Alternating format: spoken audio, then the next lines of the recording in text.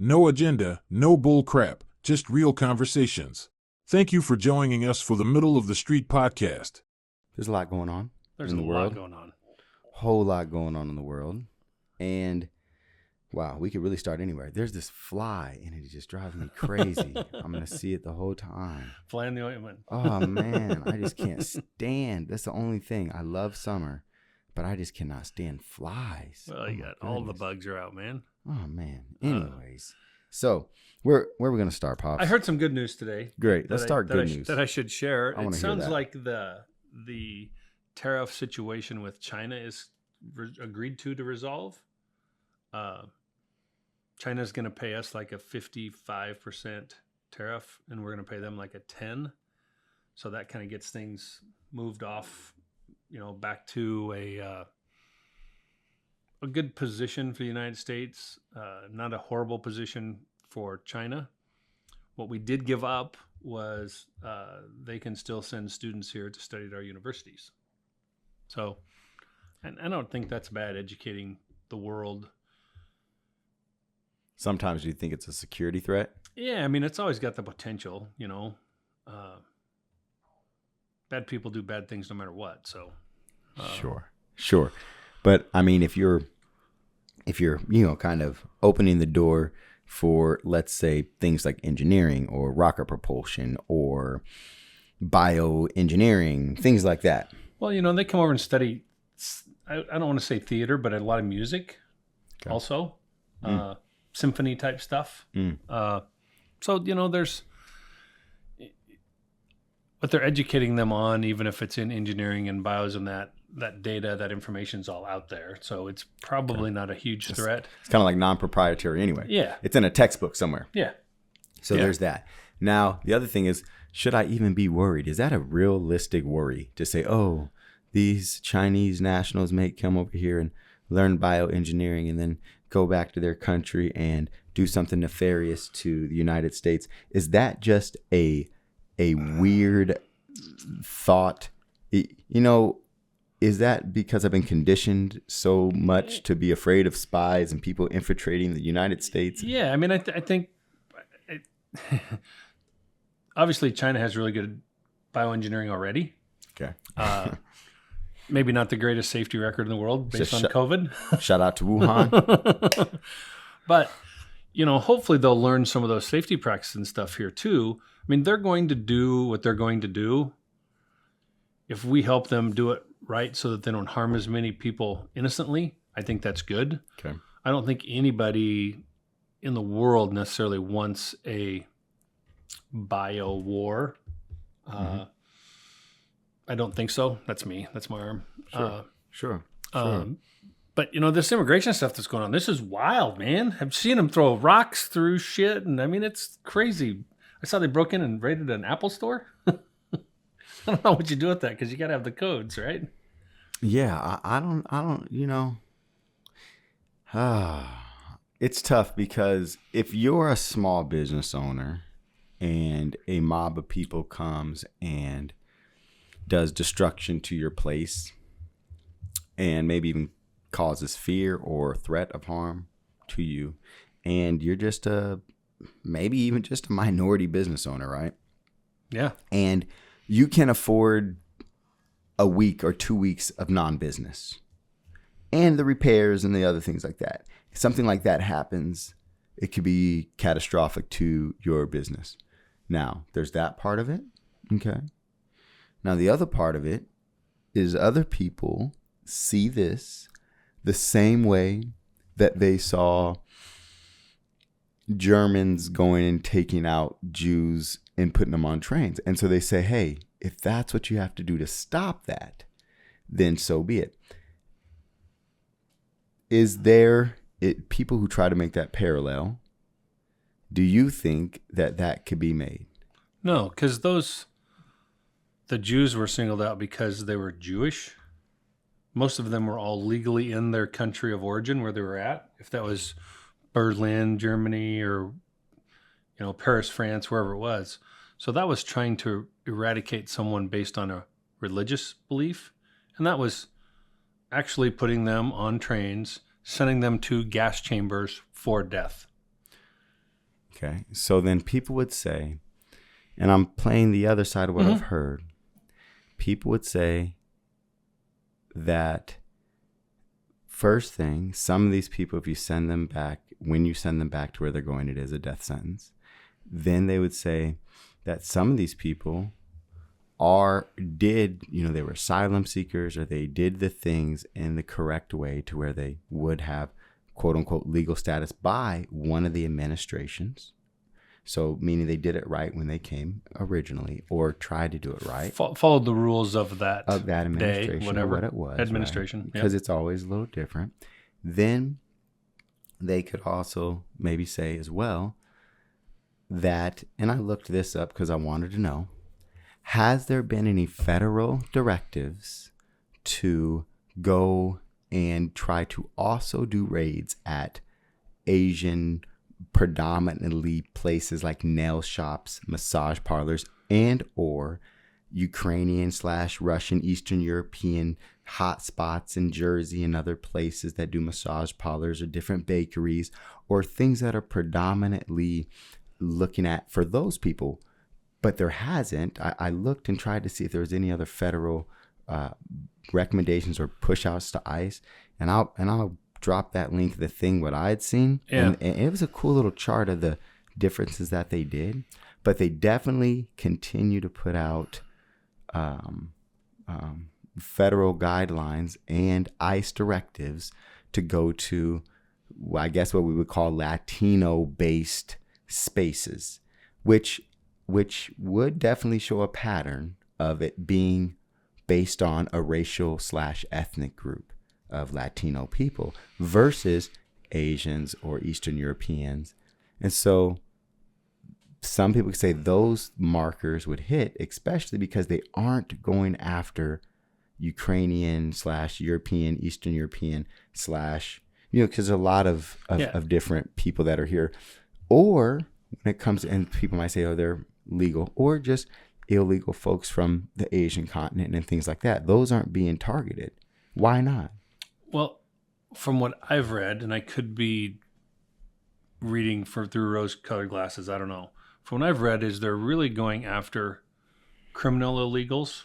Mm-hmm. And when they go to ABC Business looking for these 3 criminal aliens because they have leads that they work there, live there, whatever it is, mm-hmm. they're gathering and stopping everybody up at the same time. And if you're here illegally, mm-hmm.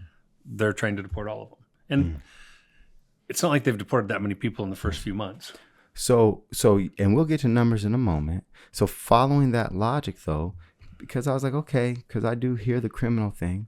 And then we say, well, the number one criminal activity that has been federally reported and investigated when it comes to these predominantly Asian style places of nail shops and massage parlors are human trafficking. Mm-hmm. And that's a big federal crime. And that's a huge federal investigation. I mean, that's a huge criminal activity. And so wouldn't they also be going for trying to do big raids on those places and checking everybody and finding everybody the same way that they may do at the meat packing plant or Kawasaki? What I heard they did today, a Kawasaki raid. ICE did. ICE was there at Kawasaki today. I didn't hear that. Yeah. And so I just haven't heard not one report of a raid, whether it's trying to find the criminals, which we definitely know there is criminal activity that they've reported. I'm not saying these places are criminal because, right, I'm not an investigator. Yeah. But they've reported them. So I guess I would wonder, and I think it brings, sometimes when it's like, if you want to keep bringing legitimacy to the opposition's stance, it's, well, why aren't they doing these raids on these other places? Why does it just seem like it is towards the ethnic group of the Latino community? And then you said that 80% of that is Mexican that they've been deporting? No, that was agricultural workers. Oh, just agricultural workers, 80% of that.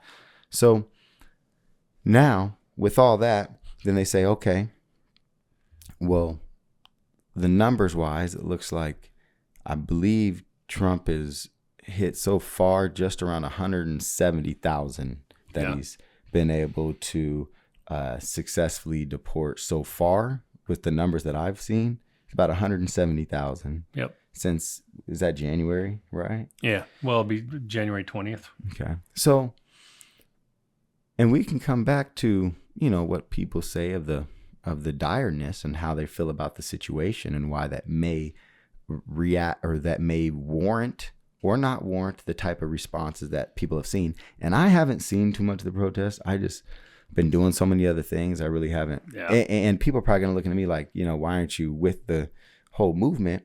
And I'll explain some of that later. But that being said, when it comes to numbers, I think one of the things that holds me back from being back from the whole movement is the numbers.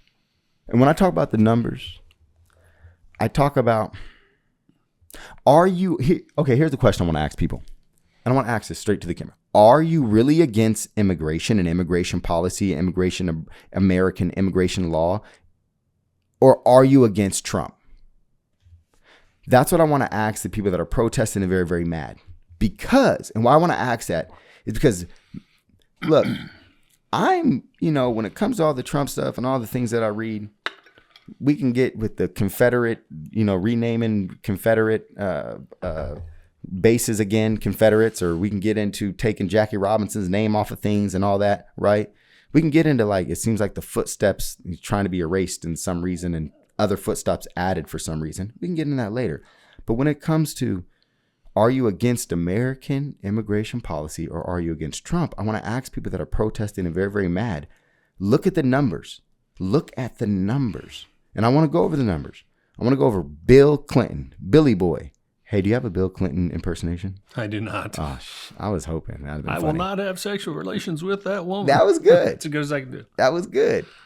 12 million people deported under Bill Clinton. 12 million illegal immigrants deported. I do that because we can get into that later. Illegal on stolen land. But 12 million people he deported. Okay, that was Billy Bill. Y'all love Bill. Stop acting like you don't love Bill.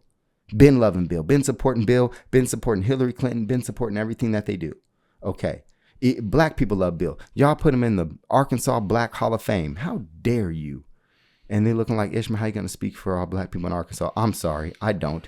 But anyways. Now, let's move on to George Bush. Bush boy. 10 million people deported. Bush had 10 million people deported. I'm talking about young Bush. YB, young Bush. HW. H. No, H is the daddy. W is the, no, I'm wrong. HW. GHW. That's George, the little guy. Oh, so we're going to have to call him YHB. Anyways, so peep this. 10 million people. And I just didn't see the uproar, right? I was young. Yeah. I was into politics. I was all about it. I didn't see the uproar. When I was young with Bill Clinton, all I heard about was Monica Lewinsky. Okay. I didn't hear any of the uproar about 12 million people protest. Correct me if I'm wrong. Okay. All right. Were you really mad about Bill Clinton about 12 million? How mad were you at George Bush about 10 million? Okay. Let's move on. Who's next? Mr. Obama. Okay. 5 million. 5 million for Mr. Obama. I didn't hear anybody just mad about Mr. Obama throwing people out, tearing families away, stopping opportunity for people. He's the one that built the cages. Okay, calling people illegal on stolen land. I didn't hear the outrage for our brother Barack. Okay, 5 million. Trump in 4 years was at 1.2. 1.2 in his first term. Hey, look, correct me if I'm wrong. He was, I believe, at 4 years, 1.2. Yep. Okay, 1.2 million. He was halfway, at least 50% behind Mr. Obama. Excuse me, President Obama. Sorry. Let's, I guess, respect the president name. No, Mr. Obama. Okay, what? He was halfway behind Mr. Obama. And all of the strife and all the things and all the hate. Now he's done 170,000, we said, maybe? Yeah. That's not sticking. He's not going to win. What I mean by that is he's not even going to pass Obama in this next 4 years. He's still going to be about half behind. He's on regular pace right now, y'all. What I mean by that, I'm not trying to de-empathize it with numbers, But I'm just saying for real, because I know every number is a person. It's a family. Yep. It's a person being ripped away. It's a person being maybe who was here since they were 4 years old, don't even know Spanish, don't know anything else. And now they're ripped away because they had a DUI or they had a something. So they're a criminal. So we're going to go after them. We're going to kick them out of the country and put them somewhere that they never know. Now, I know all those people are a number. And some of those people, let's keep it real, maybe rape somebody. Some of those people really hurt somebody. Some of them could be some really bad folks. Okay. So, let's keep it real. But, Pops, where is the outrage? I know. There isn't any. Where was the outrage? Now, the protest, this, that. Okay, so then somebody's going to look at me and say, Ishma, stop being stupid. Okay, so think about this, right? If we weren't, let's say we didn't have a good diet for the last 20 years. And now all of a sudden we want to get on a Dr. CB alkaline good diet, and then somebody says, hey, Ishma, where was your outrage 10 years ago? How come you weren't trying to be healthy 10 years ago? How come you didn't care 10 years ago? But now I care and I'm doing the right thing. So there's that angle too, right? Am I just being... No, it's... Is it a silly question to ask, where was the outrage back then? Just because there's outrage now? Well, I think my snapshot is twofold. I think by and large, the Republicans have never been for mass immigration. And so when a Democratic president is doing mass deportation, they're not challenging it. They're saying, go ahead. Good for you. Great job. Now, the Democrats right now seem to be standing on, regardless of if the person's a criminal or not, you shouldn't touch them. And you asked the question about, are they doing it from an ethnic standpoint because you're not hearing about it? Well, I just pulled this up, and this is from 2020, I believe it was. So we basically had 11 million unauthorized population in the U.S. 7.3 million of them were Mexico, Central American. I mean, so when you look at so 70% roughly. Is there any white people they have on that list? I don't know if South America probably, because I know there's a lot of South American people that come here to work. But they're white. I'm talking about people that just look white. Yeah, they're Here, white. where does it say? No, South America. Oh, not South America. I'm thinking South African. You thinking South African? You thinking about that? That's still a small percentage of people. Okay, but anyways, Euro, Canada, all that. Okay, what's the Euro? 440,000, 4%. Okay, hold on, but still 500,000 people. Yep. I just want to see one raid, y'all. I just want. I'm like, I don't want to. I'm just saying, like, I want to hear. So I get it. Now on the other side of that, now let's flip that, right? Black people are like, I'm in Lincoln. I'm just saying there'll be 4 to 6% of the population, right? And 50% of the pullovers, 50% of the people in jail. And then you go around nationally, and it's like just like cakework, clockwork, the same thing. So it seems like we only want, you know what I mean? Like these per capitas get switched only when it's in favor. It seems like when the numbers come, when it's in favor of white folks. What? So now it's like, oh, well, we don't hear about it because there's there's only 400-something thousand compared to these millions and millions and millions. But what I'm saying, when it's the other way around, the per capitas, it's, black people ain't a lot of the population, but they're getting, beat up the most or whatever by the cops, whatever it is, when it comes per capita. But so that's what I just want to see some type of, I think if Trump and them really wanted to say, no, we're not being biased, right? It would just be so easy for them to share on Truth Social how they just rounded up 20 European illegals. Yeah. Like, you know what I'm saying? And if he could do that, he would do that. Trump, I challenge you. Get on Truth Social. I followed him on Truth Social, actually. I made an account. So I'm on Truth Social. So get on your Truth Social and go ahead and show everybody that you're indiscriminately just going after criminal, illegal folks in the country. So on your Nebraska prison, I just pulled it up. AI gave me this answer. It's about AI. 5%. About 5% of our population in Nebraska, that's the entire state, is black. Yeah, and they make up 28%. 30 or something. 28% of the prison population. Okay, 30%, or excuse me, 28%. Still, what? Whites make up like 87%. 5 times of what they should be in the cop. You know what I mean? Like if you're 5% of the population, you should be 5% of the population in prison. If you're 28% of the population, roughly should be about roughly 28% of the population in prison. Otherwise, there's something functionally wrong with something. Unless you just want to say, hey, look, black people are more nefarious and they're just that much more of a criminal threat and things. But we know from other stats that black people and white people, they use drugs at the same amount. They do illicit things at the same amount, but black people are criminalized for it more. Well, and I think the one thing that gets overlooked a lot is, and it's talked about a lot, is the lack of two-parent households, the lack of in all of them, and how those, not having a male person in their house with them every day changes those stats a lot. And I'm not. And, I couldn't agree more. And that's a huge. I just threw out a huge onion that needs to be peeled back. Probably is a separate thing, but sure, we know there's a reason for that. Yeah. But just on surface level, yeah. I mean, absolutely, we know big, there's reasons for it, but it's huge. It's. You're right. I think it has statistically proven to be much bigger than anybody thought it would be 35 years ago. Oh yeah. And us general public thought it would be. yeah, Right. I think the general public says, hey, yeah, a woman can raise a household. It's okay. One parent can raise a household. I think the powers that be that made the design of that, they knew that was going to fail. And it was by design. But you're right. I think we were, because we want to be optimist, right? We want to say, oh no, she can do it. Or no, you can do it. These different family styles can be okay. But I think you're right, Pops. The studies have shown consistently that not having a male in the home, not having a father in the home creates an amazing amount of degeneracy, the suicide risk goes up, the degeneracy risk goes up, the GPA goes down, the graduation rate goes crazy. I mean, there's so many metrics. Yeah. And I can remember growing up as a kid, my mom saying, had screwed up, done something nasty, wait till your father gets home. Because my dad was a disciplinarian side of it. I mean, and that's, and I think that's typical in family homes. Yeah. Yeah. And so without that male figure there, more importantly, father there, because the male figures that some of these kids have in their lives aren't great either. Based on what I've seen and read and heard, I haven't lived that, but it's a tough situation.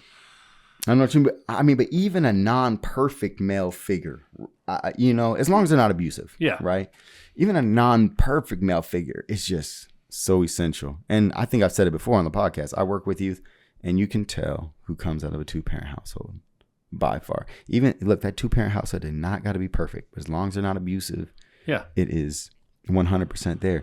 And hey, look, we probably need to have a whole podcast on mass incarceration, the criminalization of customary things in culture, the criminalization of degeneracy. We have to do a big podcast. We need to get Banks in here for that, man. On that. Well, yes, but what I would like to get even more would be an historian on discrepancy policy when it comes to race relation discrepancy policy. I wonder what he may know a lot more about that than we give him credit for. It's possible. It's very possible. It is very possible. You have to reach out to him and have that conversation, man, because he'd be really cool to have on.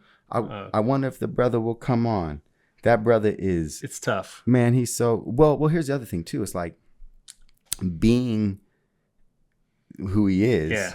Yeah. It's tough to come in and give an opinion because it's like, oh, you represent... That, yeah. And that's tough, but maybe he would. Well, if not... But maybe it's just to educate. And he comes in here and says, oh, well, here's the policies. Here's what it had. Here's what, because we can also... I think we could just ask him some questions, not his opinion, but just his from a data perspective of his expertise. Of that. But see, you're right, Pops, when you said, hey, let's not discredit, let's give him the credit he's probably due. And I apologize because he actually, he used to head up the criminal investigation or the internal investigations. Yeah. So, I'm sure he knows, he has a wealth of knowledge. Yeah. You're right. And I think to have him on and have the conversation would be pretty cool. But you're right. You're right. So back to this immigration thing, so I think, so this is year to date. So this is arrests by criminality in AOR. I just see somebody in the comments saying, it's all criminal because they came over illegally. Yeah, and I get that. But this is criminality, and they're kind of pointing to the big cities, which is where the bulk of things are at in numbers. Although it does not give me a very good... Sure. What's the biggest one? What's number one? I think it was Chicago. Oh, it's just the places. Oh, I thought it was the This criminality. What is like that? That means what they did. Arrest. This chart kind of sucks. Oh shucks. Arrests over time. Here's what I wanted to bring up too.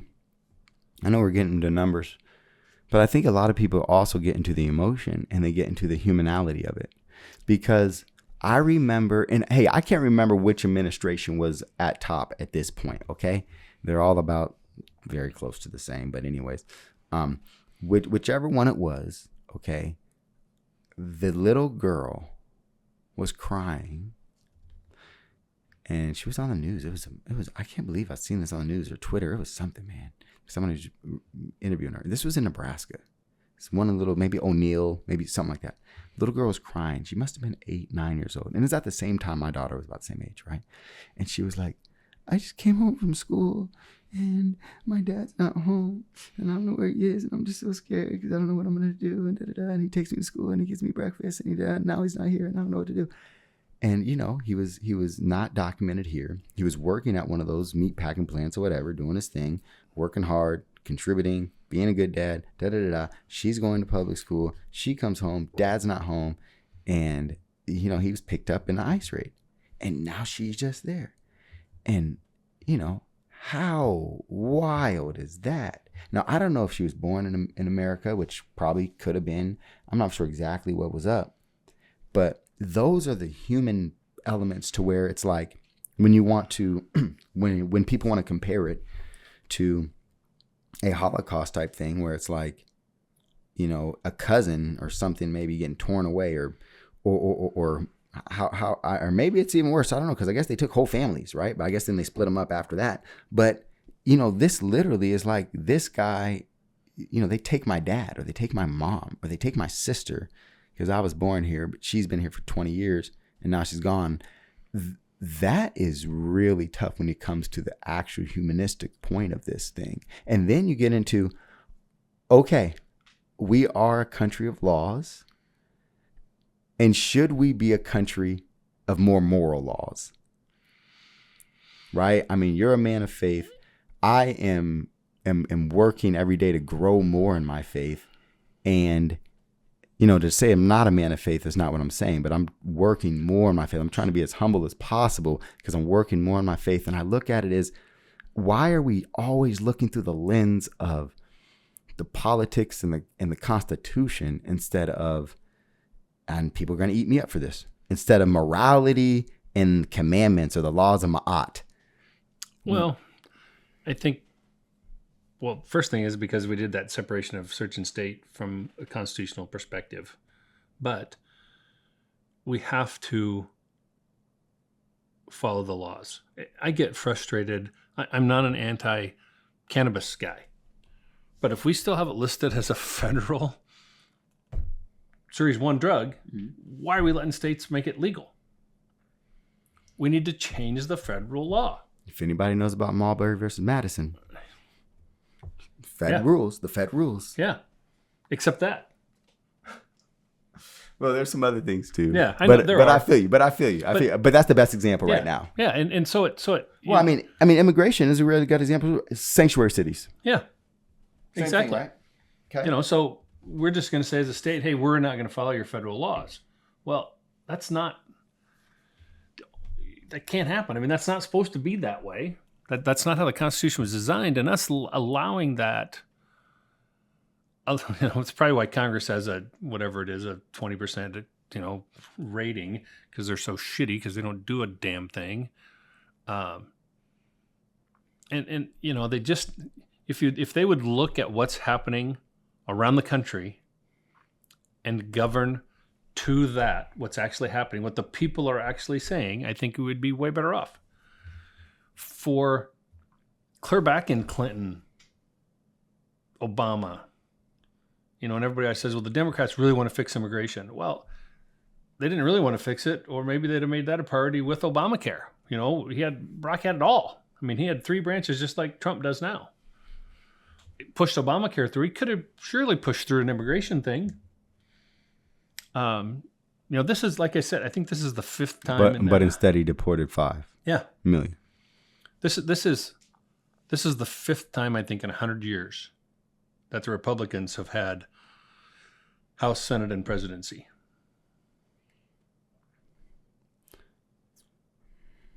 So maybe 10 years. I was like, when did things flip? Things flipped in like the 50s. Well, this has been 100 years. No, I mean... No, I'm saying like when did Republicans and Democrats flip? Like the platform flipped in like the 50s. Yeah, like it changed. 40s, 50s. Yeah. It was flipping like in the 40s and 50s, 60s. Between the 50s and the 60s, it flipped. Yep. So, but yeah, so the last 75 years, it's only been a handful of years that they've been in power. Less than a handful. I mean, I think I had to go back to that 100-year point to pick up the first one. Really? Yeah.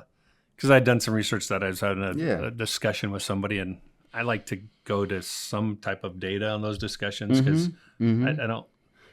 I mean, I'll shoot from the hip. I'm a salesman at heart, but when it comes to those types of things, I want to have facts. No, I dig it. I definitely dig it. And so, and I know people are saying, well, separation, church and state. But Pops, I just want to talk about the theory of this for just a minute, right? This is just theoretically. How long is America gonna last while being immoral? I know it was built immorally, right? So it wasn't built on any type of Christian value or Islamic value or Judaism value. It wasn't built on an Abrahamic faith value, I would say, when it's rape, robbery, and murder, how it was even taken. But I get that. But how long? Well, none of the British settlements ever were. The British? All the British settlements, look at them. They were all about rape and pillage and steal, and they're like Vikings, but dressed better. Yeah, sophisticated Vikings. But seriously, what? Hey, really cool fact about that. Like you said, that the most celebrated holiday in the world is an Independence Day from Britain. Like around the world, there's so many Independence Days from Britain. That's the most celebrated holiday in the world. That's crazy. Well, that's what I heard anyway. Anyways, but I think it is just. I don't know. I think it's a weird thing that we haven't come to a place where, for example, we have a lot of conservatives that would call themselves evangelicals. Mm-hmm. We have a lot of conservatives that would be just straight Catholics. We have a lot of conservatives that would just be straight Islamist. A lot of people that follow the faith of Islam are conservative, very conservative. Now, most people that follow religion are pretty conservative. So when it comes to that, I always just get baffled by why when there is an alignment of a policy that really is morally religious at heart, right? Like accept the neighbor, love thy neighbor, help the people, treat others how you want to be treated, all these type of things, right? Then what is stopping that aisle from stepping over and saying, okay, hey, look, yes, we're going to find a way for the people to stay. We're going to find a way for the flood to be dampened so that we can control it, and we're not going to tear families away. Like, I mean, at the very, very least, we're not going to tear families away, right? Well, now they're not tearing families away. I mean, if they're minor children, they're giving them a choice. The parent gets to decide if they're going back with them or staying. Right now,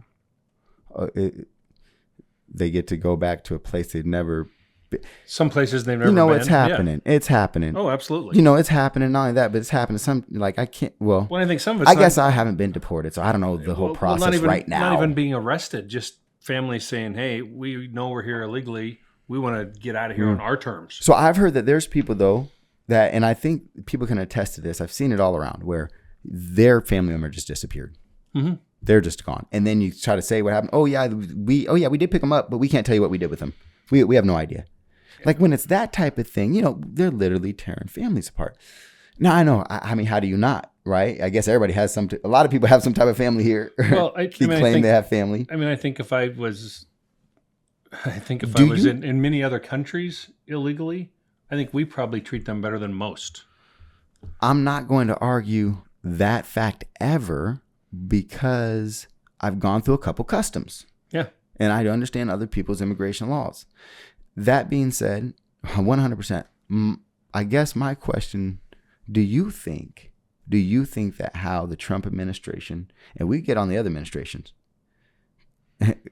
easily, do you think how forget the Trump administration, because we've shown that the Trump administration, in my opinion, is less hard on immigrants.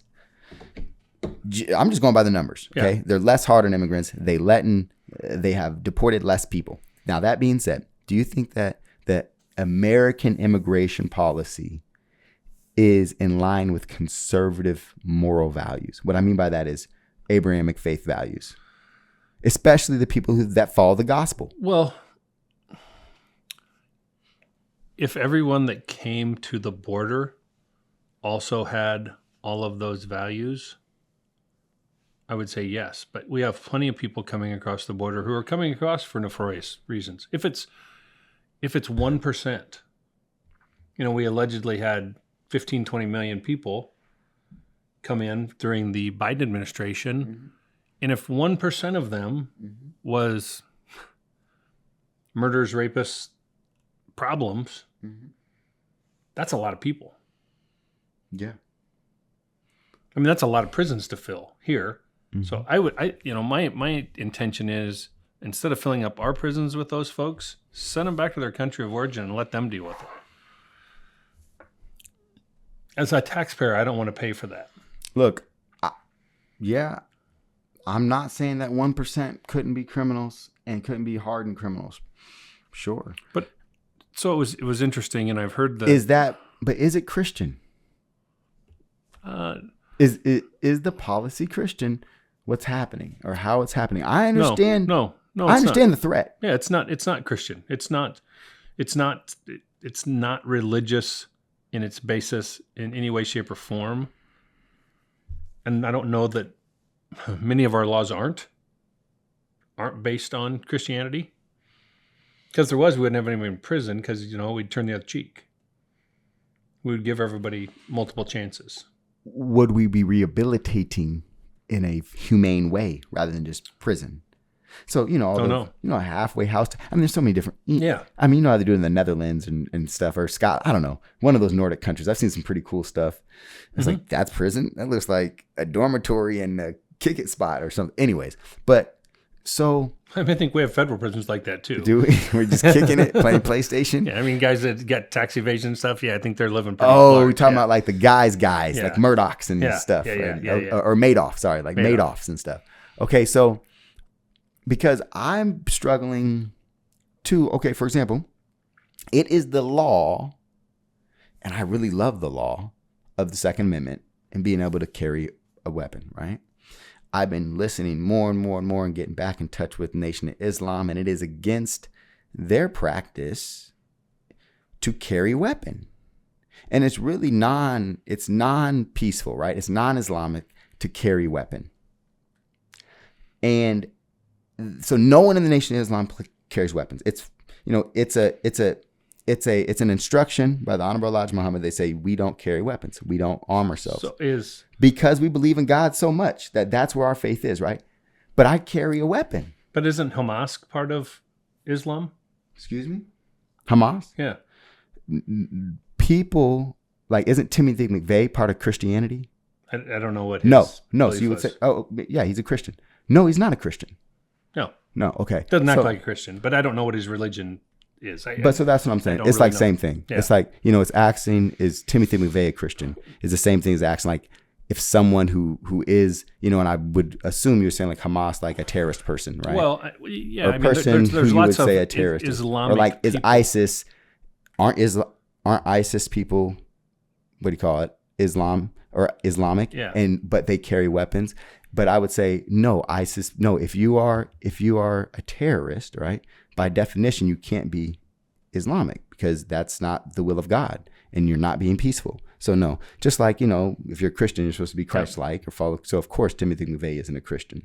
He can say he is. He can try to fake the funk, right? I didn't have any idea what his religious affiliation was or wasn't. Yeah. He was they call him a Christian fanatic, but which, oh man, the conspiracy behind that. We got to get into OKC one day. Woo! Isn't that an oxymoron? Isn't that an oxymoron? Hey, I'm telling you, that's what they do, right? The same thing with like Islamic extremism. It's like, a really peaceful extremist. That's wild. Okay. But no joke.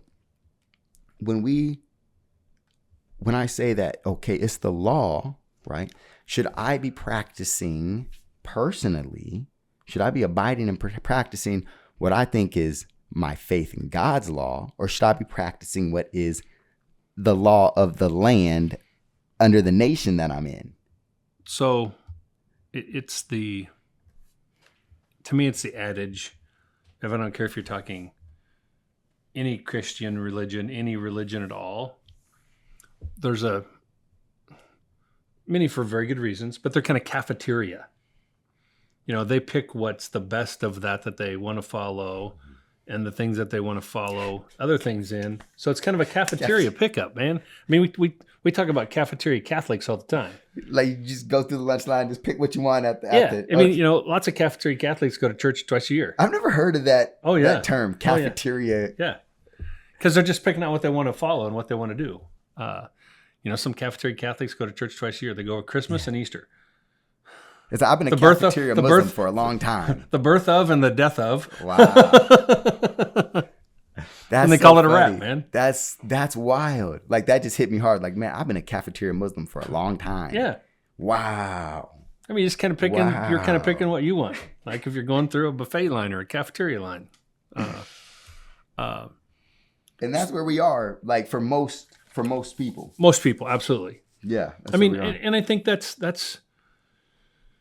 some of the knocks on religious leaders that have been involved in molestation and those types of things, Catholic priests, but it's not just Catholic priests. I mean, there's other people and I think I think part of that just tells us that the devil's work is never done and he's always working.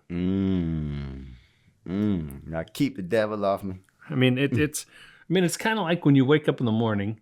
You can wake up in the morning and have a really great attitude that you pick, and you've taken that 1-2 minutes when you've woke up to kind of gather yourself, gather your thoughts, get things going, and things are good. Or you jump out and you're going like your hair's on fire, and you forget about you. You forget about cleansing you and setting yourself up for the day. And that's so easy to do. I mean, in the hustle and bustle of life, man, it's pretty easy to just get up and go, I just got shot out of a cannon. But for me, my days got so much better, and this is horrible, but during COVID, when they said you go back to church, and I hadn't been going to 6:30 Mass virtually never. And during COVID, for whatever reason, I wanted to do it. And I've kind of stayed with it. I mean, I'm not perfect. I don't get there every single day because we're traveling. There's other things that happen. Maybe I was just out till, too late. 10 p.m. for you. Yeah. And, 5 o'clock's awful early when my alarm goes off. But, so you think about some of those things. And I know there's people that I see at 6:30 Mass that are cafeteria Catholics too. I'm probably a cafeteria Catholic at some point.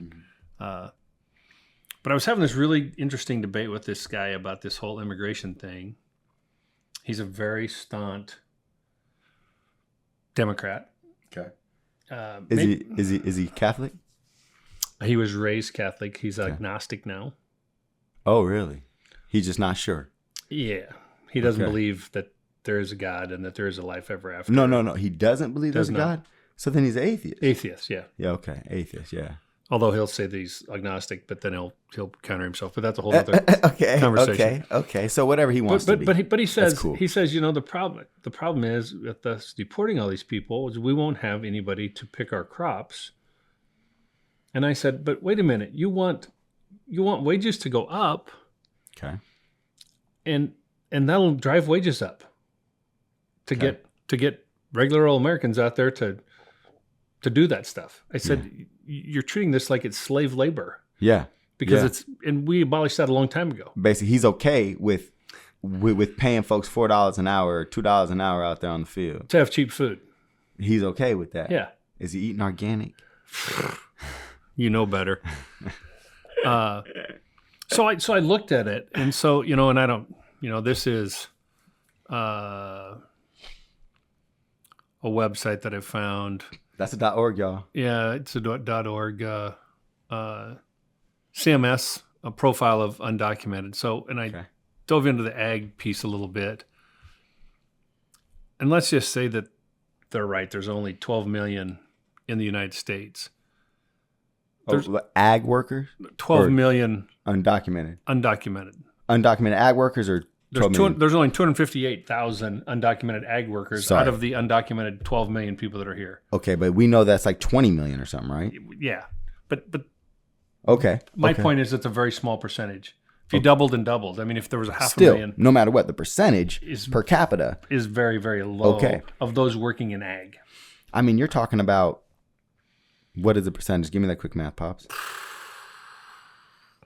Well, 100 would be a 0.1% is if there was 100 per million or 100,000 per million. No, 1%. 1%. Yeah, 1% would be 100,000. Yeah. So we're doubling it to 2, and then we're dividing it out by 20, 0.02%. I mean, it's very, very, very small. Okay. Interesting. And even if you double the number, it's still per capita wise small percentage. Small percentage. 88% of them are from Mexico. Shout out, Viva la Mexico. So this is out of 100. 88 are from Mexico, 7 are from Guatemala, 3 from El Salvador, 2 Honduras, 1 Nicaragua. So very small. I like all those places though. Yeah. It's pretty places. I haven't been to all of them. No, I haven't been to all of them either. But I mean, I just got friends from all of them. So I'm like, shout out Guatemala. Shout out El Salvador brothers. Been a couple of them. Shout out for the homies from Honduras. Even though the brothers I knew from Honduras weren't very honest people. But anyways. But no, it was just 2 people. I'm not saying Honduran people are not honest. Please. Yeah, I'm just saying it was just 2 people. There's dishonest people everywhere. It was 2 people. I don't think that's exclusive to Hondurans or Americans. I just don't want people to get me wrong. Yeah. Oh no, hold on. No, another Honduran. She's a lovely person. There you go, bam. So in that same ag sector, 37% of those workers are female and 63% of them are male. So if it drives up the price of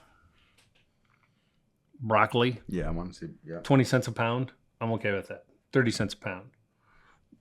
We can't use the excuse of cheap labor to justify immigration. To justify anything. Yeah. To justify anything.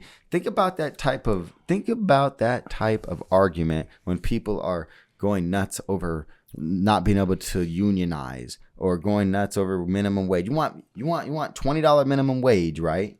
But you also want field undocumented workers to, be working for sharecropper wages. I never want to call them slave wages because, slave wages are slave wages. But probably this is different. Probably in old world to today, it's probably very similar to slave wages at best. I mean, slave wages are no wages. Yeah. Well, and you get whipped and beat and killed and noosed and So slave wages, you know what I mean. They got something. But we're talking about. Well, yeah. I guess you have to feed your livestock. Yep. You definitely have to feed livestock. So, and that's what they were to them, unfortunately. But these folks here, I would say, I would much more equivalent them to sharecropping. You know? Like if you can never really get ahead, right? You have to pay for your equipment. You got to pay for your housing. You got to pay for, a lot of times they have those kind of, they get a bunch of little trailers out there and they have them living in these things. And, it's like, oh, your work boots cost this. And your, and the truck gas to get you out there costs this. And by the end of the day, you got like $15 at the end of the week. Yeah. Because we room and board you. I found this interesting too. And this again is out of 100. 73 less than high school education, 20 of 100 high school education, 8 had some college BA or higher doing that same ag work. These are undocumented ag workers. Yeah. I want to pull up just what African American stats are just in general. Like just what's the African American stats and what they have when it comes to high school to bachelor's degree. Jeez, game's bell.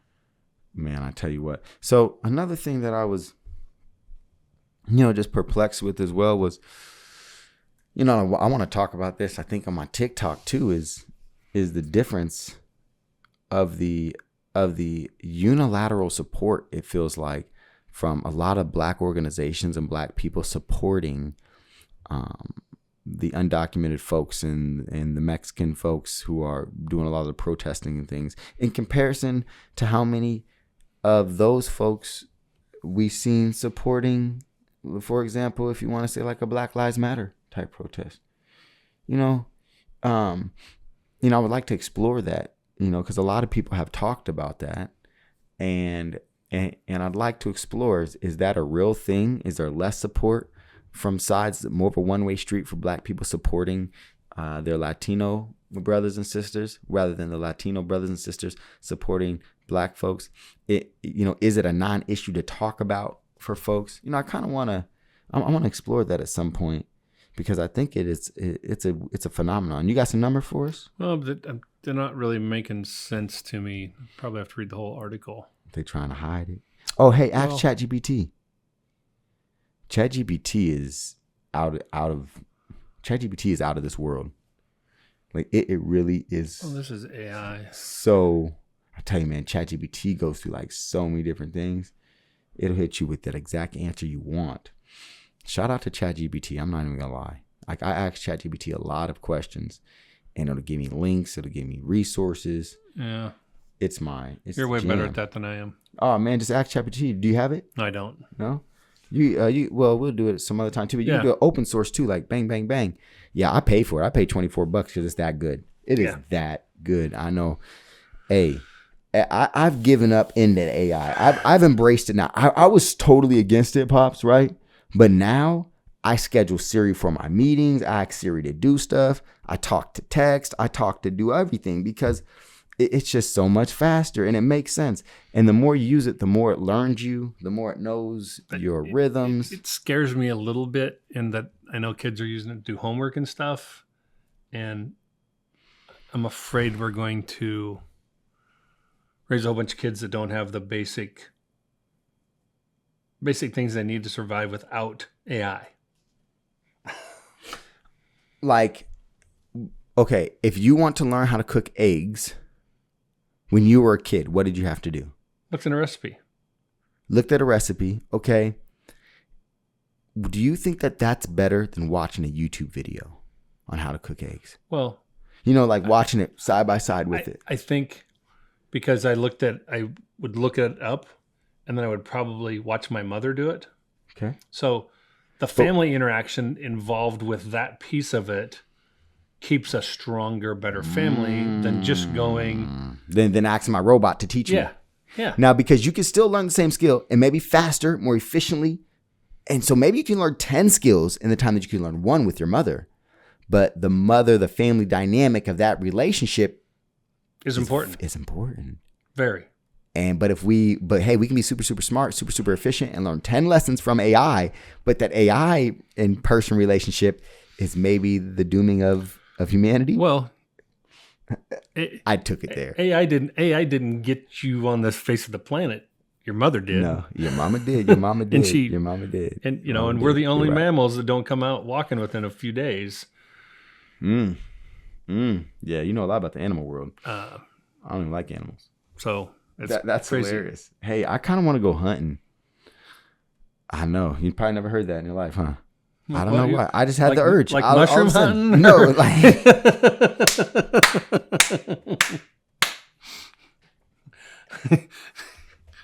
I don't think I want to pull the trigger. I just want to like scout something or you should come track something. Well, you should go out. You should go out pheasant hunting with me. Just track it. And the dog, just to kind of see how that interaction happens. Yeah, just I don't want to. If there was something to shoot, I think a bird would be easier. Like when it comes to not feeling bad about it. Well, it sounds weird. I've done a lot of hunting, and I've even when I've been in foreign countries, I've got to eat in some of what I shot. And that helps, but you can't ever bring the meat back from a foreign country. Sure. It's hard enough to get. But then you give it away if you can't eat it, right? Yeah. And so they do. They give it away or sell it. I mean, some of them actually just sell it and market it within their country. In South Africa, the staff ate most of it. Hey, look, I'm not going to lie. my uncle used to hunt pheasant, and sometimes on Thanksgiving he'd bring it. My Uncle Jimmy, and I really used to enjoy pheasant. It was a real moist meat, isn't it? Cheryl. Is it moist? Oh yeah. Is it real moist? Cheryl did 2 pheasant lasagnas, like a chicken lasagna, except with pheasant. Yeah. I took to Canada. Oh god. Oh my god, they were good. It was a bomb. She's made it before for me. Oh wow. Yeah. And I'd rather have pheasant than chicken most of the time. Really. It's like the dark meat of chicken, right? Yeah, there's more dark meat. Even the breasts are darker. Darker. It's more just moist, less, greasier. Yeah, there you go, greasier. Okay, like I'm not gonna eat a pheasant. I'm just saying, like, you know, it's something I used to enjoy. That's something that somebody used to hunt. One year, I cut the turkey because we used to raise turkeys and chickens out at Papa John's, and one year I cut the turkey's neck that we ate for Thanksgiving. So I've got primitive before. Well, if things go really bad, I probably got a better chance of killing an animal than you growing a garden because the animals are going to be eating it. If you can do it outside anyway. Right. Well, you see my little forks outside? Yeah, oh yeah. My forks trying to keep the bunnies away. I thought about getting a little pellet gun and just like seeing if they learn, they get hit, stung real hard. And I was like, man, you might kill a bunny. But I don't know. Yeah, they ate all the flowers, like the pretty flowers that we had. Anyways, yeah, but out of nowhere, I just got the urge. That was wild. Maybe I need a bow. I need a bow and arrow before I have a crossbow. It does it for you, or you? No, you have to crank it back. You crank it? Crank it back, and it pulls it back, and it's a fast, hard hitting crossbow. Does it help you aim? Does it have a target on it? Has a little scope on it. Has a scope on it? Yeah. Wow. That's pretty good to 100 yards. Really? I want to learn, I would love to do like a real, like I'm not saying I would ever hit something. Like an old recurve bow, and not a compound bow, just a recurve bow, like the old ones that they used to use in the old days. Just like a Native American used to use? That's what I want to try. That being said, like I said, I'm not saying That's a long bow instead of a recurve, but long. Oh, there's a difference. They call them long bow. So long bows are pretty straight. They've got a little arch to them. Recurve bows kind of go.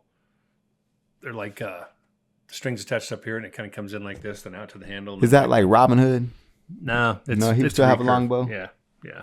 Back then, they were still all long bows. So recurve is just it's like that, but it's just more modern. Yep. For the drum. Okay, I think I know. So the wood.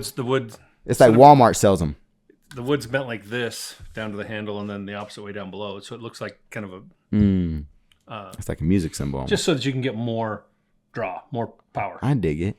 Yeah, I would like to try that, and not saying that I would be successful hitting something. I'm just saying, like that's a way I think I would be like, that's more fair. Yeah. Like what I would think. But then again, man, I don't think it'd be very successful. That's really hard to do. Well, the problem is... And to get enough force? Well, the problem is on planet Earth... You hit at the right place. Our animals repopulate and breed faster than humans. Oh, yeah. And at the same time, we've squeezed them on their geography because cities keep growing. And so if it wasn't for human hunting... we would have a lot of disease issues with the animals, which would eventually get into domesticated animals, which eventually would get to people. And our food source would be bad. I've heard a lot of things too, like, so the deer population gets too big, and then they start to, they go through one part of the, meadow or something, and it tramples down too much. So then the water can run too much, then it causes a flood in this other area, and or, they'll have too many elks, and so they're eating the things that something else would eat. And so, like a lot of times that it's like solar energy. It's like solar energy. How many insects and plants that need sunlight don't get the sunlight that they once got because they built a solar panel on top of it? I mean, yeah, I never thought about those bugs that wanted that live under. Or how many birds get smacked from those windmills? Well, I heard that's like a lot, right? Yeah. Well, and when you start talking about avocados, they spray that ground get rid of a lot of insects and stuff out of that ground before they plant the avocados. I heard like almonds take so much water and things like that, and it kills so many ecosystems because everybody wants almond milk. And almonds are pretty acidic, guys. They're not alkaline. Just another thing. But anyway, I used to eat a lot of almonds, and I'm glad that I stopped eating a lot of almonds. Walnuts. You want a good nut? Walnuts. They're wonderful, and they look like a little brain. You know why? Because they help your brain. I'm a cashew guy.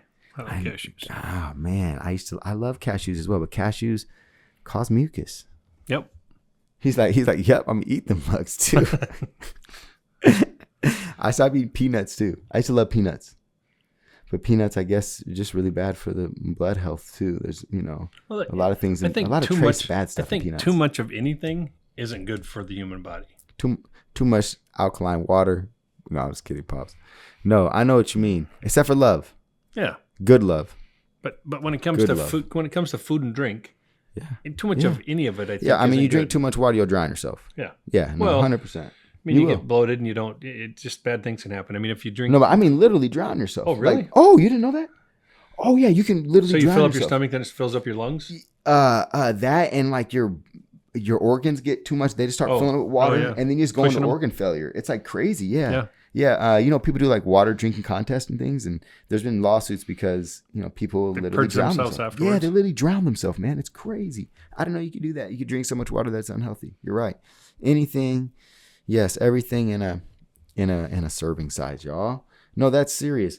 I wanted to, we might as well look. We've been talking, but let's talk about the love affair is over, y'all. The love affair is over. Mr. Trump and Mr. Musk are no longer buddies. What happened? Why'd they fall out? Musk wanted more cuts, and Musk he's a CEO that's used to doing whatever the hell he wants to do. He wanted to cut more spending. Yeah. Trump's become more of a politician and says we can only get what we can get. Yeah. Yeah, he's like, hey, chill, you got to chill. And Musk is like, nah, pedal to the metal.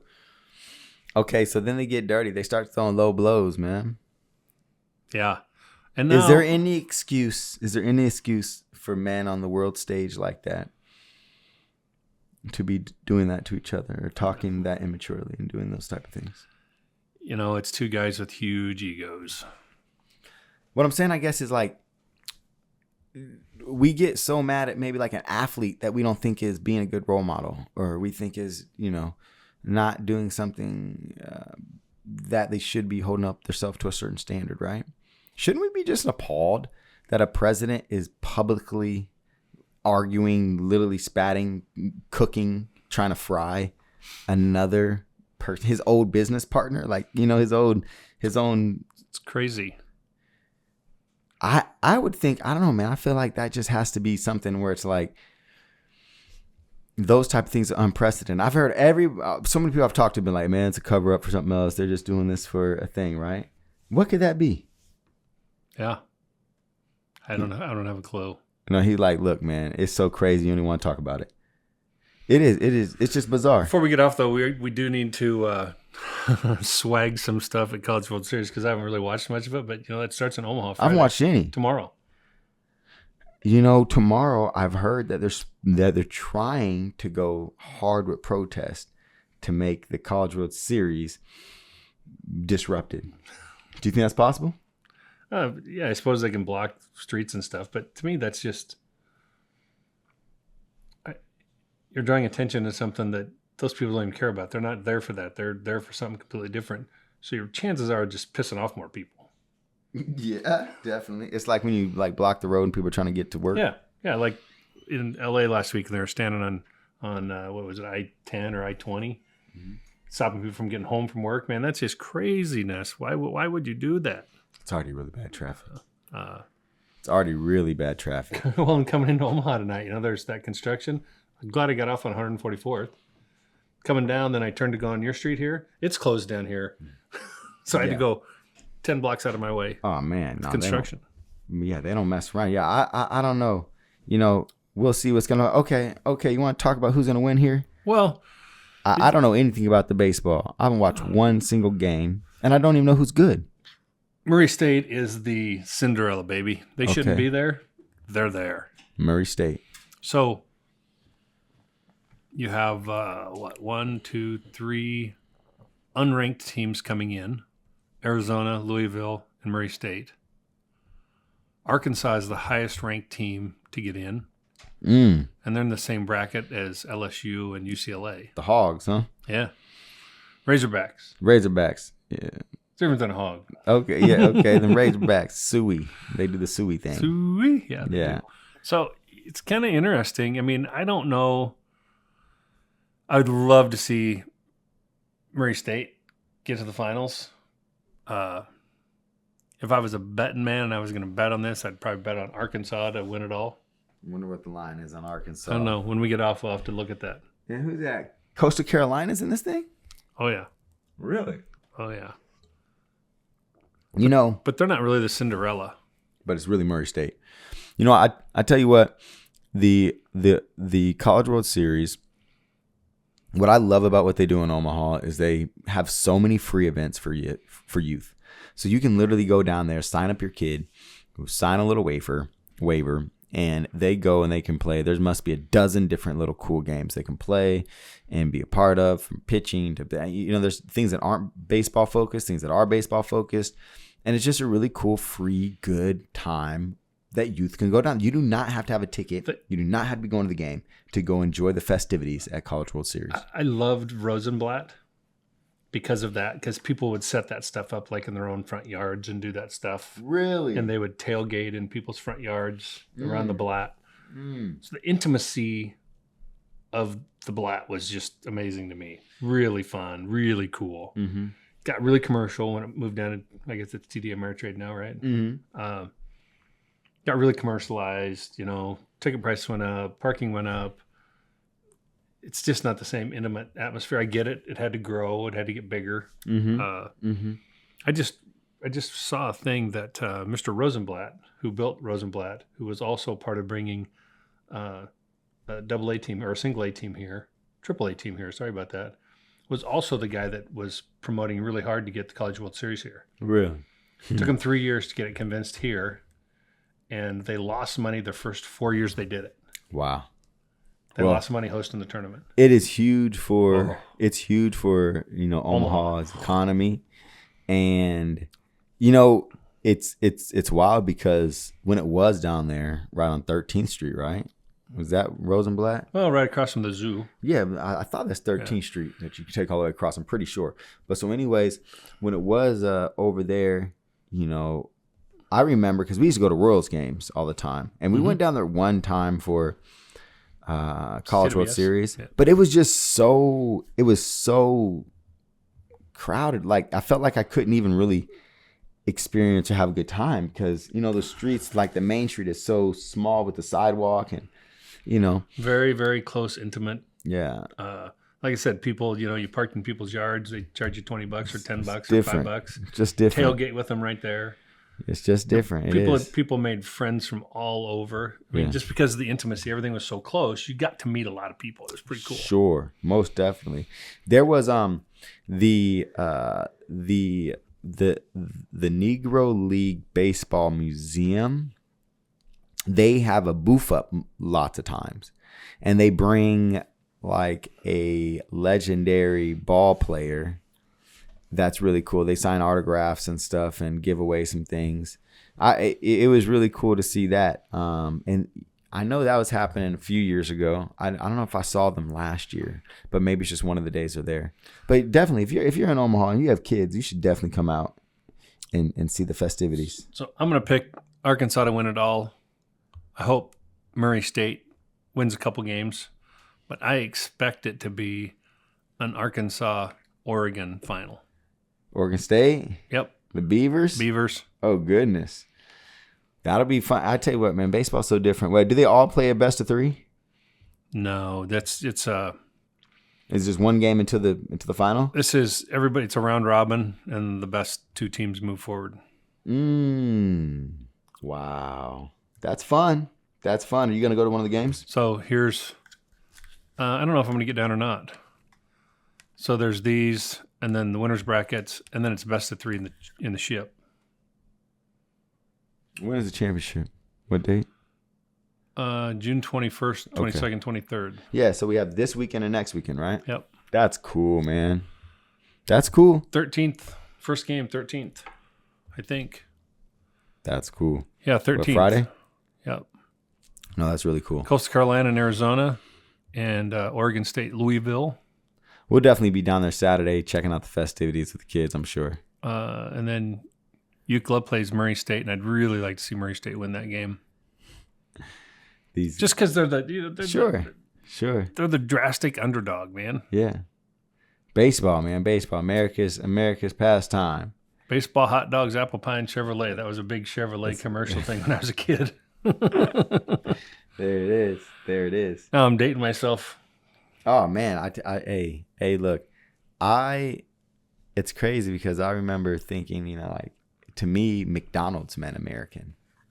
Yeah. McDonald's is like kind of the most nostalgic American thing. And Pizza Hut. I feel like McDonald's and Pizza Hut really meant America to me. Cadillacs was a big thing to me when I was young too. But man, if you can go get a Pizza Hut pizza when you were young, you were living an American dream. Isn't that's funny to me? As a kid, I mean, to get to go to McDonald's was a huge treat. Yeah, McDonald's and Pizza Hut, man. You mess around, and I don't know why I wanted death food so bad. Hilarious. Well, it was better food back then too. You're right. It was different. Yeah. You're right. So don't throw yourself on the bus so hard. It was different. Man, what I would do to eat a Pizza Hut pizza again. Goodness gracious. Those things were so good. See, and I love Pizza Hut because they had a buffet. So that you could get an awesome big salad and just like a piece of pizza or some breadsticks. Go in. But they had a huge salad bar. Hey, you remember Valentino's buffet? Oh, yeah. I liked that buffet. Oh, I did too. That was a good buffet right there. I wish they would COVID knock that out, man. Yeah. Darn diggity. I don't know if the one by East Campus is still going or not, or the one here in Omaha. They might be. Omaha isn't. It isn't? No, Omaha's not. And the one on 70th is done. Yeah. But I don't know about East Campus. You're right. I haven't I don't know checked. if that one's over there. I haven't been over there. So I haven't checked. I would like to. That chandelier, whatnot, that little light cover, that reminds me of Pizza Hut. Yeah, it does. Doesn't it? It's like they'd have over every table, man. Yeah, every table. That reminds me of that. That's plastic, by the way. Well, it's not even glass. Just this kind of wrapping up things, folks, this whole immigration thing and how it's happening, I think that the approach is more brash than what Brock did. Brock was a much smoother talking politician. Mm-hmm. I think the end results we're fighting back against not deporting them. Some people are fighting back against not deporting them for, I'm not 100% sure the reason, to be really honest with you, because it was only, 8 short years ago, Barack Obama was doing it 9 years ago. At twice the rate. Yeah, I mean. And there was no lawsuits. There was no jumping up and down, screaming and hollering, protesting. So, folks, I don't know that I get it. I mean, I hate to see it continue to divide our country. I think we have some very outstanding immigrants from around the world in our country. And unfortunately with that, we have some that aren't so good. And we did it as we let people immigrate at such a mass number during the Biden years. I mean, they called it a crisis when we were at 1,000 a week under Obama of people coming in. 1,000 a week. Mm-hmm. I think during Joe, we had like 12,000 a day. Yeah, that could be a lot. Just overwhelmed the system. Yeah. There's no easy way. And I know there's no easy way. I am of the thought of I really want to say we have to find a way to not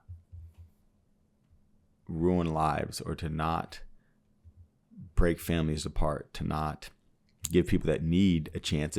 Yeah. And we have to find a way to be safe. Both can be done. Do we want to create the resources for it? So that would take $1 trillion. We're okay if we want to bail out the auto industry for it. And this would do a lot for the country. Okay, well, that would take too much money. We're okay when we want to give Ukraine $200 billion. And this would do a lot more for the country, right? We don't want to spend the money. Oh, but we'll spend the money when we just want to go bomb somebody off the face of the earth. So let's go ahead and spend the money necessary to correctly vet and find real dangerous people to not just indiscriminately break apart families, to not just go and find people that are working at Kawasaki, but instead find people that are illicitly trading drugs, people, and things like that on the streets. We have to stop them before they come in. The bad guys. Yeah. And you can do that. It takes more resources, it takes more money, and it takes more humanity. Well, but it can be done. And it has to be, clear back, there was a number set. How many immigrants were allowed annually? And then they just said, we don't want to set that anymore. It's kind of like doing a budget. They don't really want to do a budget now. They want to do everything now by continued resolution and other bullshit that hurts our country long term. Yeah. Yeah. We've gotten too damn political. And that's why I asked earlier, is we've gotten too political. And I think the only way to save America and any other nation on the world is to get more godly and less political. I know you want to say separate church state. I know you say, Ishmael, that's dangerous, that's dangerous, that's dangerous. I get it. People take religion trying to reconnect to God or whatever, and they use control and they do crazy things, whether it's Timothy McVeigh or whether it's ISIS. The correct, the perfect religion that I've been taught is to treat others how you want to be treated. If that is the standard in the nation, that's how I think we're going to save America. Well, it's always an interesting piece when we start talking about religion. But even back to, when I was in school and in high school, we still said the Pledge of Allegiance every day. Mm-hmm. The Pledge of Allegiance to me, and I was taught you never say the Pledge of Allegiance, right? I was a kid that sat down because you have a faith in God, not in a flag that literally was founded on the most ungodly things. So to me, the Pledge of Allegiance was a devil chant. Like, right, I pledge allegiance to this flag that literally founded with rape, robbery, and murder. And then we say, pledge allegiance to the flag, United States of America, to which it stands, one nation, under God, supposed to be under God. I hope, one nation, barely one nation, under God, with liberty and justice for all. It couldn't have been more true. Couldn't have been more false. Like, liberty and justice for all couldn't have been more false. Well, it's the evolution of 200 years plus of what all is. Is all letting boys playing girl sports? Is all inclusive? Justice for all. Liberty and justice. So right? is that liberty and justice? That your son could play basketball against your daughter? Justice means fair, right?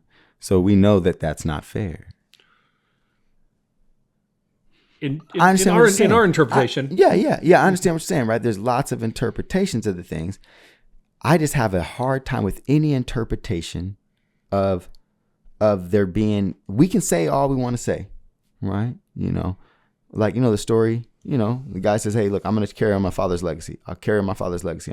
The other kid says what? I'm not going to carry on my father's legacy. I'm going to do my other thing. I'm go to my own thing, right? The father dies. The kid who says, I'm going to carry my father's legacy, he doesn't. The kid who said he wasn't going to, he does. Okay. Who carried on the father's legacy? Is the person who said they were going to but didn't, or the person that said they weren't, it did? Well, of course, but that's what I'm saying about America. You can say for justice for justice and liberty for all, liberty and justice for all. You can say one nation under God. Are those the actions? Well, and again, that's the evolution of time of what those interpretations became and what they are. We've been a flawed nation because we're flawed people, and not just Americans. Humans is a general term, are flawed. Mm. We all have flaws because we have this free will spirit. If we were all, carbon copies of each other, wouldn't this be a boring ass place? Yeah. Most definitely. So, that's what I, most it's, and I'm glad we've evolved, and I'm glad we've changed, and I'm glad that we continue to do those things. Every time you do those things, there's people that, the one thing people don't like is change. Sure. I mean, it doesn't matter what the change is. So like, Like the metric system, that's a great example. like, come on, y'all. Like, we need to get on it. So, like, when I think about liberty and justice for all, just like a really easy, I think, example that you brought up earlier, in the same sense as what you brought up earlier, was the cannabis issue. You have federally, it's illegal. State-wise, in a lot of places, it's legal. So let's just take Colorado, for example. Colorado or Missouri or any other place, right? Okay, they have legal cannabis for the state level. They let all of these folks that, and you can go around and you look, right? And there is a very, very, very specific demographic of people that are dispensary owners and growers. It's white people, okay? I think in the whole state of Colorado, I think it's one black dispensary or something stupid like that. Now, what I'm trying to say is this. All of those, indiscriminately, we know that they use, black people, white people use drugs at the same rate. We know that they sell drugs at the same rate, but we know black people get locked up for more. If liberty and justice for all, okay, the state says, okay, look, no more locking people up for cannabis, or it can be free now, it can be taxed now, we'll let you set up a dispensary. How are those brothers still in jail? Yeah. Right? So even today, where it's like, I feel like I think a kid asked me this the other day, is like, in what ways are black people still affected by the law? He said, what I mean by that is there's some Muslim countries where they say, if you're not Muslim, you can't do this, right? And that's the law of the land, like of the nation. They say, well, in which way still are the laws set up where black people can't do this, and this, right? And it's like, you will change a law that a year ago it was illegal and you get a felony and you're in jail. And now it's legal because these people can capitalize, but these people are still, this kid still doesn't have a father in the home, right? And we talked about that. Mm-hmm. This guy is still this, this woman still doesn't have a husband, and all these little trickle downs, right? Where is the justice for all? Yeah. And that's why I would always encourage my children to not stand for the Pledge of Allegiance, because I don't want to teach them that saying one thing is okay and doing the opposite. Professing to be one thing but doing the opposite. That doesn't sit right for me. Well, and then of course pledging your allegiance to something other than God. But then if they're professing this from a American citizen perspective, how they live their life is probably much different than those exact words. So no different than any words. No, 100%. Yeah. So let's pledge allegiance to ourselves to live righteous and give justice and liberty to all, and to treat each other as brethren under one nation, like we're all one nation, and to live our life righteous, like we're living under God's law, right? Let's do that to ourselves, not to the symbolism of what does the opposite. Yeah. Well, I guess any symbolism has negative and positive connotations depending upon how you interpret that symbol. Some people think the crucifix in the Catholic Church is a horrible symbol because it's the wrong color. Great example. And we know Jesus was far more brown skinned than he was white skinned. He looked far more like you in complexion than me, but some people get offended by that symbol.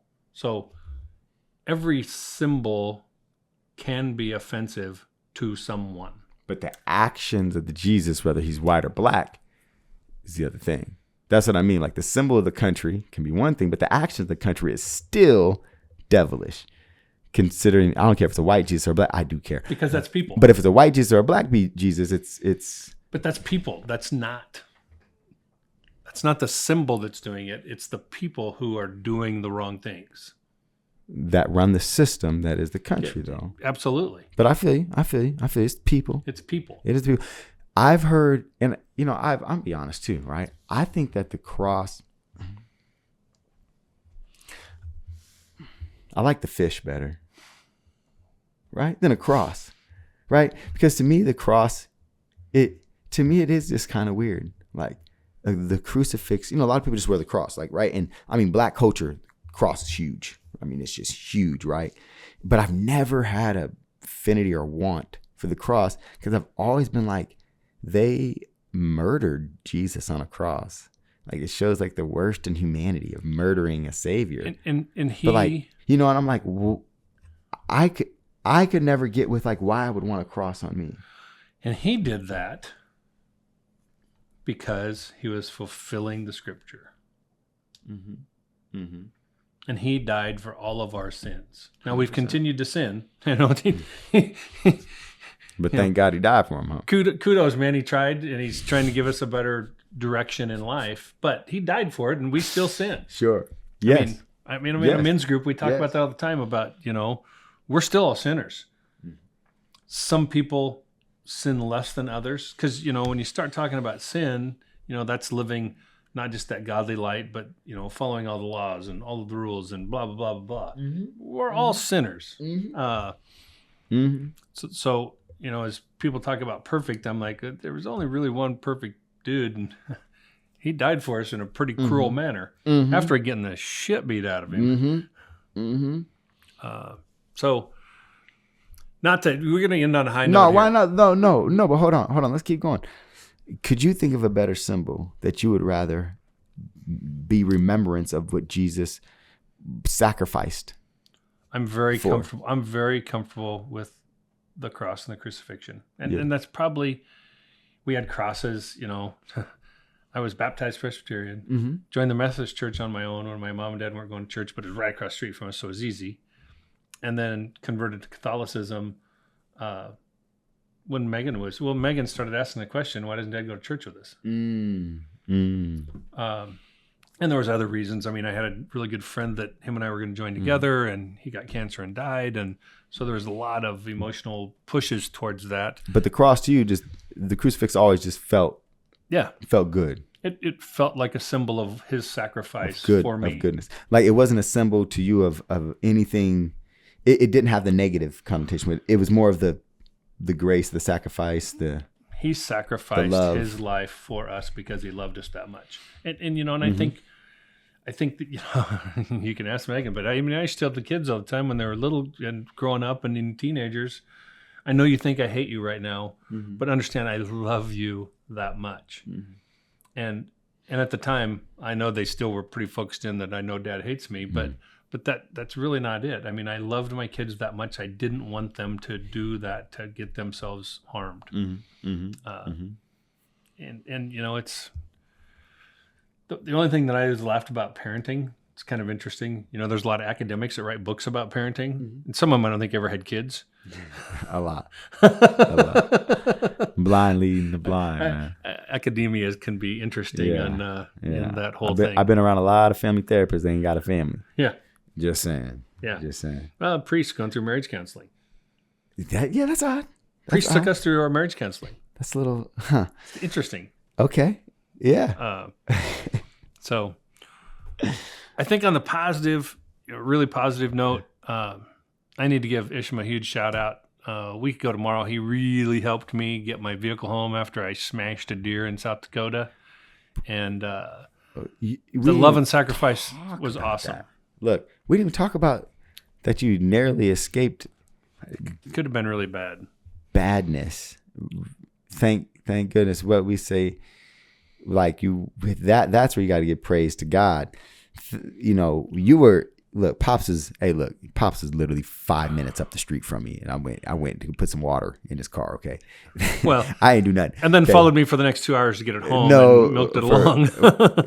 For maybe, what was it, 55 minutes, Pops? Oh, it's over an hour. But literally, yeah. Thank God. But it was Tell the awesome. story, because that's a pretty wild story. Well, the crazy part about it is, I was in Canada fishing, and my buddy said, "Hey, let's just leave after dinner tomorrow.